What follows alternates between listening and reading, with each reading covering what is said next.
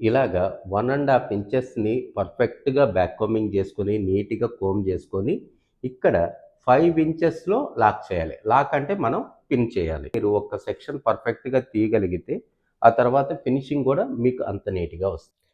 3 sections కూడా మనం రెగ్యులర్‌గా ఏసే జడలాగే ఉండాలి. కాకపోతే బ్యాక్ వైపు ఉండాలి. బ్యాక్ సెక్షన్‌లో హైలైట్ అయ్యేలా ఉండాలి. ఫ్రంట్ సెక్షన్ వాల్యూమ్ వచ్చేలా ఉండాలి. అలా చూసుకుంటే మీకు ది బెస్ట్ ఫ్రెంచ్ ఫ్లాట్ వచ్చేస్తుంది. ఓకే.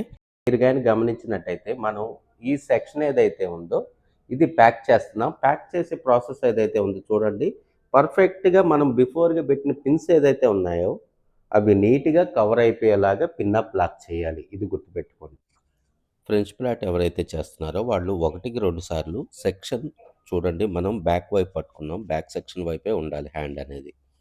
తర్వాత ఫ్రంట్ సెక్షన్‌లో వాల్యూమ్ అనేది రావాలి. ఒకవేళ షార్ట్ హెయిర్ ఉన్నా గానీ ప్రాపర్‌గా వాల్యూమ్ వచ్చేలా చూసుకోవాలి. తర్వాత చిన్న చిన్న హెయిర్ ఒక 4 సెక్షన్ అల్లిన వెంటనే కొంచెం లూజ్ అనేది చేసుకోవాలి. ఇలా గాని చేసుకోగలిగితే బెస్ట్‌గా వస్తుంది హెయిర్ స్టైల్ ఫ్రెంచ్ ఫ్లాట్. ఇంకెందుకు లేటు మీరు కూడా ట్రై చేయండి.